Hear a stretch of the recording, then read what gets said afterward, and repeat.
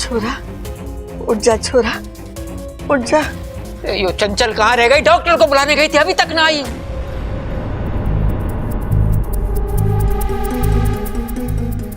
माँ, बब्बल को होश आ रहा है?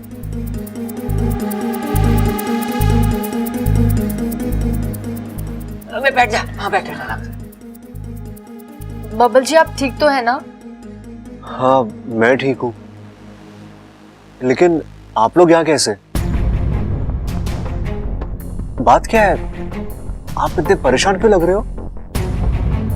अरे ना ना, ऐसी कोई बात ना है। नाचते नाचते तुझे चक्कर आ गए थे और तू बेहोश हो गया था बस। हाँ। नाचते नाचते?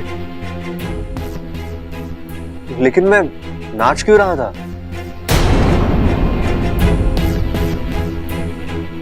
अरे छोरा, संगीत में नाचेगा नहीं तो क्या कुश्ती लड़ेगा? अरे दादी, संगीत में कुश्ती भी होवे है के? म्यूजिकल कुश्ती कहते होंगे उसे। अरे दादी पहले बताती तो फिर अखाड़े में ही संगीत करा देते ना। लेकिन छोटे, अखाड़े में संगीत कराएंगे तो लोग पहले क्या करेंगे? कुश्ती लड़ते लड़ते नाचेंगे या नाचते नाचते कुश्ती लड़ेंगे?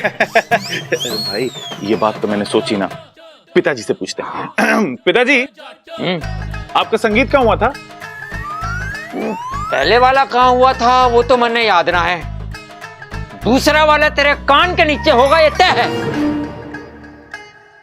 दादी, ये किसकी संगीत की बात कर रहे हैं?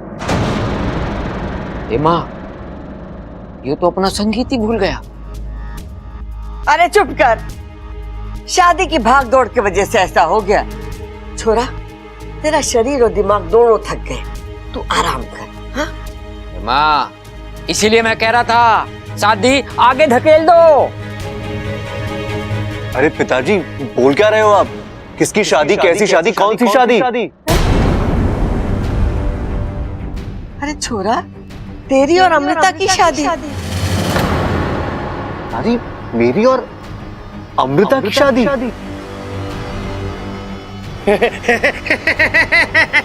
भाई इसको भी मेरी तरह भूलने की बीमारी हो गई है। हाँ, अरे लगता है इसकी भी याददाश्त चली गई है।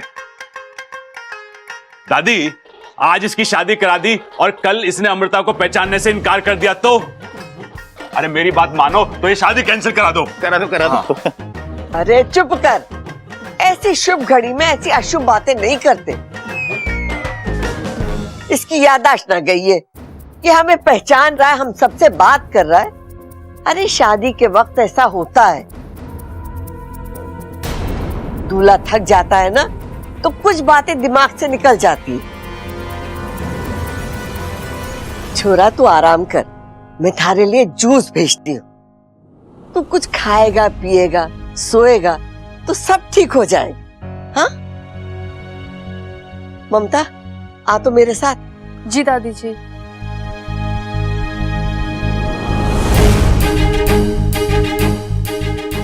बब्बा, कैसा लग रहा बेटे? ठीक हूँ पिताजी। हाँ, तेरी तबीयत को लेके बाहर मेहमान बहुत परेशान हैं। मैं उनको बता के आता हूँ कि तू बिल्कुल ठीक है, हैं?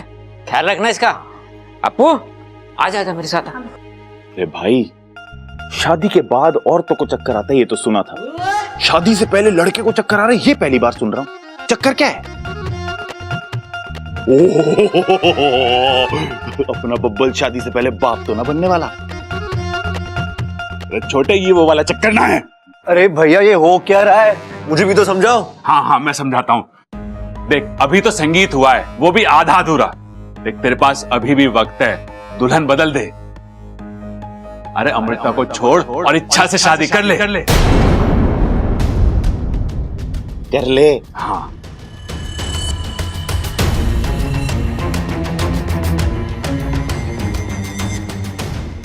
अब तबीयत कैसी है बबल? मैं ठीक हूँ, लेकिन आप कौन है?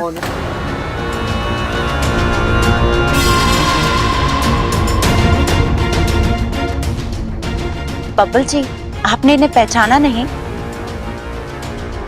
ये मेरे मम्मी पापा। लगता है चक्कर का थोड़ा सा असर अभी भी है आप पर। आप आराम कीजिए। हाँ हाँ, इसे आराम की जरूरत है, हम लोग बाहर वेट करते हैं, आ जाओ चलो। आइए, आ जाइए, आइए। आइए। देख अभी तो संगीत हुआ है, वो भी आधा अधूरा। देख तेरे पास अभी भी वक्त है, दुल्हन बदल दे। अरे अमृता को छोड़ और इच्छा से शादी कर ले। ये क्या हो रहा है? हर सही कदम उल्टा पड़ रहा है। अगर आज भी ऐसा ही कुछ। इच्छा, इच्छा,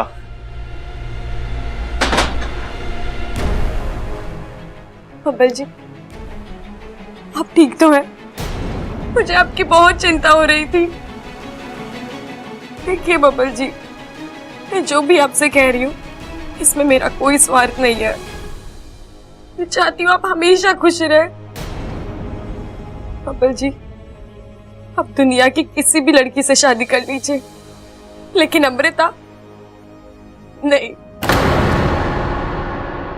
अब आप पूछेंगे क्यों, तो मेरे पास इस क्यों का कोई जवाब नहीं है। वो अच्छी लड़की नहीं है, आपके लिए सही नहीं है वो लड़की। आप उससे शादी करके बहुत पछताएंगे बब्बल जी। शायद पछताने का मौका भी ना मिले। बब्बल जी, मैं अपने सपने में भी आपके लिए बुरा नहीं चाह सकती। आपने कई बार अपनी आंखें मूंद कर मेरी बातों पर विश्वास किया है। आज आखिरी बार मुझ पर विश्वास कर लीजिए। मत कीजिए ये शादी, तोड़ दीजिए ये शादी।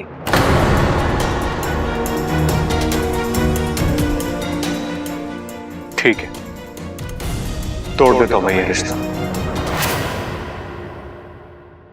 मना कर देता हूं अमृता से शादी करने से, लेकिन मेरी एक शर्त है। अच्छा, कैसी शर्त बब्बल जी?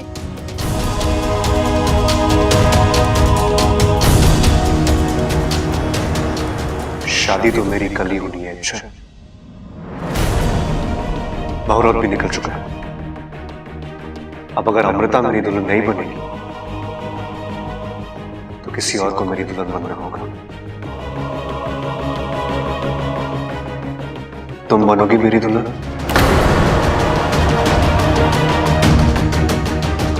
करोगी मुझसे शादी?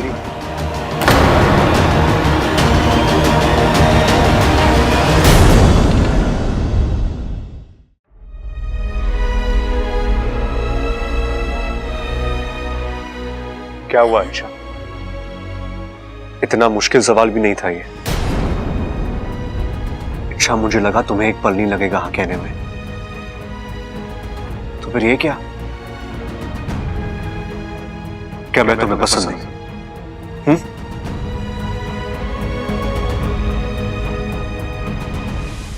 नहीं, ऐसा लग तो नहीं रहा। अच्छा वक्त जाया मत करो और मुझे बताओ, क्या तुम मुझसे शादी करोगी?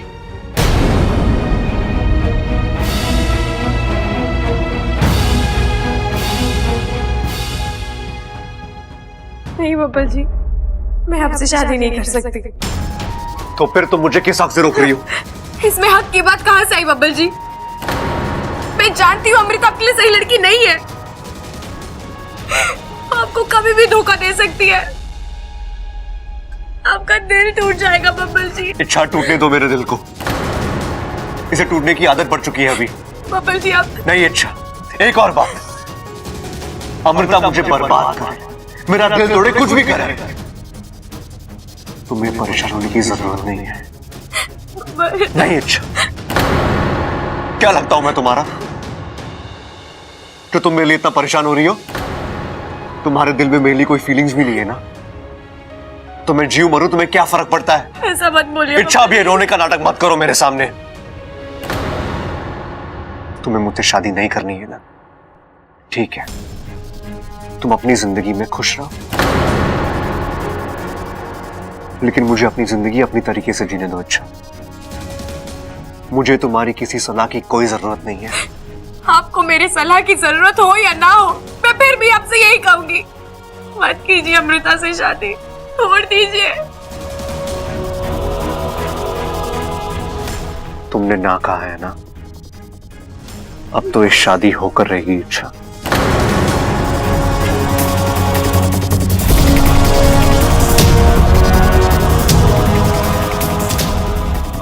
बब्बर जी मेरी बात तो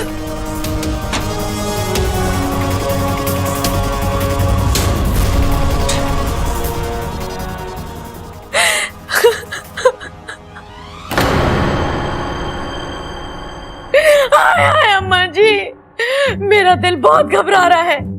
मेरा बब्बन अचानक से बेहोश हो गया। अब कैसा है वो, क्या हुआ उसे? अम्मा जी ये बता रहे थे कि होश में आने के बाद बड़ी बहकी बहकी सी बातें कर रहा है और उसे कुछ याद ना है। अपनी शादी, अपना संगीत कुछ याद ना है अम्मा जी। और उसकी माँ जिसने उसे पैदा किया है वो तो याद रखेगा ना अम्मा जी, अपनी माँ को बताओ अम्मा जी। रुक जा चंचल, रुक जा। अरे मुझे कुछ सोचने दे, समझने दे। माँ, मैं समझ गया। अपना बब्बल अभी मानसिक रूप से शादी के लिए तैयार नहीं है। अभी भी समय है माँ, यो शादी आगे धकेल दे। थारी सुई वहीं जाकर अटक गई ना। मैंने कहा ना सब कुछ ठीक हो जाएगा।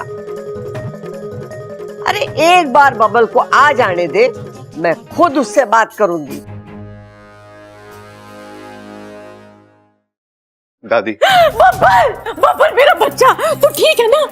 तुझे क्या हो गया था? बेहोश हो गया था? मेरा तो दिल बैठ ही गया था। मैं बहुत परेशान थी तेरे लिए। बता अब कैसा लग रहा है? अरे बातें ठोकना बंद कर चंचल और आ इधर बैठ हमारे पास। जी अम्मा जी।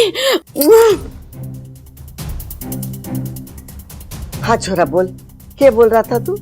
दादी मुझे आपसे कुछ बात करनी है। हाँ तो बता ना, क्या बात है? अरे बातें तो होती रहेंगी, पहले यो बता छोरे, तेरा चेहरा यो लाल क्यों हो रहा है? पिताजी, दादी मैं अमृता से शादी करने के लिए तैयार हूं। अरे छोरे, ये कौन सी राज की बात बता दी तूने? इसके लिए तो तू पहले से तैयार था। हाँ वो बात दूसरी है कि थोड़ी देर के लिए भूल गया था। हाँ पिताजी, लेकिन मेरे दिल में कुछ सवाल थे। अब मुझे उन सारे सवालों के जवाब मिल गए हैं। अब मैं सिर्फ उन्हीं चीजों को, उन्हीं लोगों को भूलूंगा जिन्हें मुझे भूलना चाहिए। दादी आपने मेरे लिए बिल्कुल सही लड़की चुनी है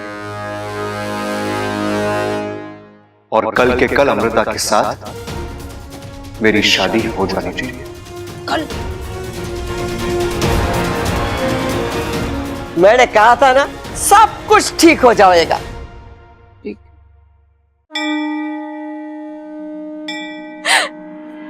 हे नागोमी देव, कैसी दुविधा है ये? मुझे किसी भी तरह बब्बर जी को ये शादी करने से रोकना है और वो है कि मैं क्या करूं नागोमी देव? अमृता की असलियत बब्बर जी को बता नहीं सकती क्योंकि उसके साथ साथ मेरी असलियत भी खुल जाएगी। पर मुझे उस बात की इतनी परवाह नहीं है जितनी इस बात की है कि मेरा सच जानने के बाद परिवार के सब लोग मुझ पर विश्वास करेंगे या नहीं। बब्बर जी अपनी जिद पर अड़े हैं। वो नहीं जानते कि वो क्या करने जा रहे हैं, पर मैं जानती हूँ। मैं अपने प्यार को इस तरह खतरे पर नहीं डाल सकती। मुझे बब्बर जी को बचाना है। अब आप ही कोई मुझे रास्ता दिखाइए। क्या बात है बेटी, परेशान लग रही हो?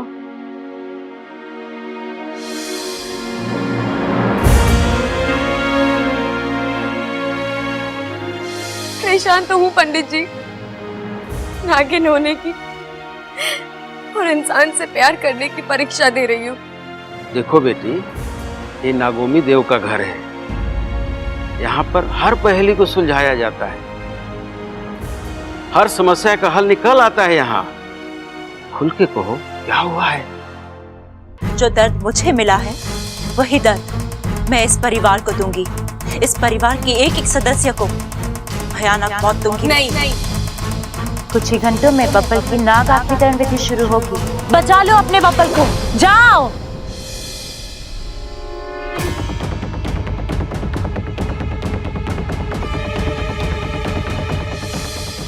मतलब कि तुम आने वाली पूनम की रात को रोकने वाली हो, क्योंकि तुम मुझे तो रोक नहीं सकती। मैं बब्बल को नाग बना कर ही रहूंगी। अब बताइए पंडित जी, इस समस्या का क्या हल है? हल है बेटी, इस समस्या का हल है, परंतु मुश्किल है और जानलेवा है। पंडित जी, मुझे अपनी जान की कोई परवाह नहीं है, मुझे बस बब्बल जी को बचाना है। आप बताइए ना। देखो बेटी, विशैलगढ़ में एक मणि है और उस मणि को जब भी आग में डाला जाता है, विशैलगढ़ के वासियों को उनके असली रूप में आना ही पड़ता है। तो आपके कहने का मतलब है, अगर मैं अमृता के सामने वो मणि आग में फेंक दूं, तो उसे अपने नाग रूप में आना ही होगा? आना ही होगा, चाहे जहां हो और जिन हालात में हो। फिर तो मैं वो मणि अभी... सावधान बेटी, मैंने तुमको पहले ही कहा था यह आसान नहीं है, क्योंकि उस मणि तक पहुंचने का रास्ता विशैलगढ़ से होकर गुजरता है और कदम कदम पर मणि के रक्षक हाथ लगाए बैठे हैं। उनके पास अद्भुत जादुई शक्तियां हैं। तुम्हारे इरादों की भनक पड़ते ही वो तुम्हें छोड़ेंगे नहीं, मार डालेंगे।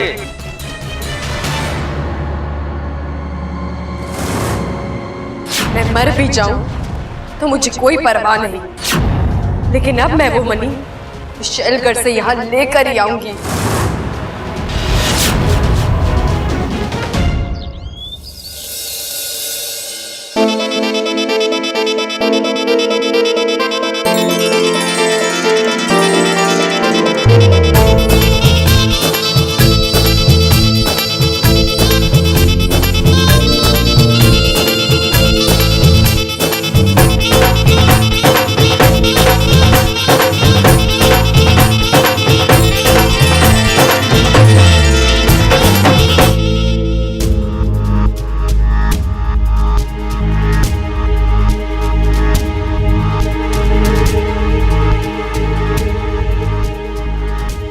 ये इंसान भी कितने अजीब होते हैं, किसी किसी वाहियात रस्में होती हैं इनमें। अच्छे खासे गोरे शरीर पर यूं हल्दी लगाना, ये कहाँ की समझदारी होती है?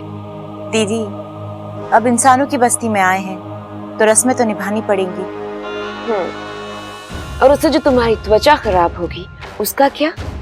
बर्दाश्त कर लूंगी। बब्बल को पाने के लिए इतनी तकलीफ तो मैं झेल सकती हूँ।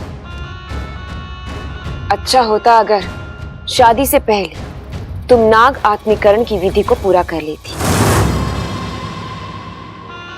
फिर नाग बने दामाद जी को हम अपने विशैलगढ़ लेकर जाते और वहां अपने रीति रिवाज के हिसाब से तुम दोनों की शादी कराते। वो तो अब भी होगा महारानी जी। राजकुमारी की शादी का जश्न पूरा विशैलगढ़ देखेगा। हाँ दीदी,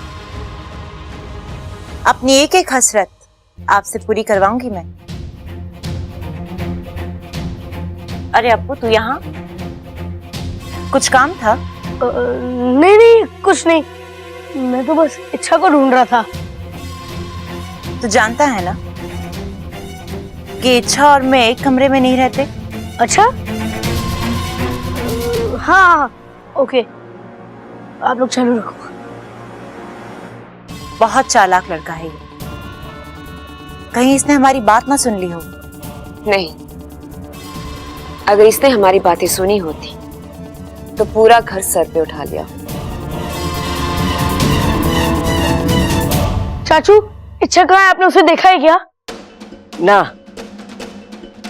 हम में से किसी ने ना देखा उसे, और उसे देखने का मन भी नहीं है। और ऐसी शुभ घड़ी पे वो ना दिखाई दे, वही अच्छा है। अब जा यहाँ से। इच्छा को पूछ रहा है। लगा छोरी, अच्छे से हल्दी लगा।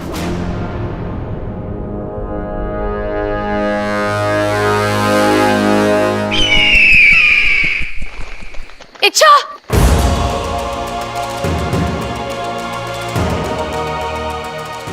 ये क्या कर रही है तू? अब मत रोको माँ, मैंने बहुत सोच समझ कर ये कदम उठाया। इसके अलावा और कोई चारा नहीं है। इच्छा ये विशैलगढ़ है, यहाँ कदम कदम पर मौत नाचती है। सपोली, यहाँ से अंदर गया हुआ कोई भी आज तक जीवित वापस नहीं आया है, लेकिन मैं वापस आऊंगी माँ, बब्बर जी के लिए।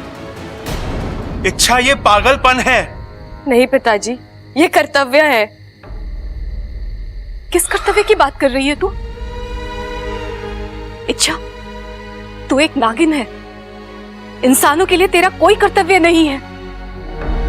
आज तक तूने जो किया बहुत हुआ, अब हम तुम्हें ये सब नहीं करने देंगे।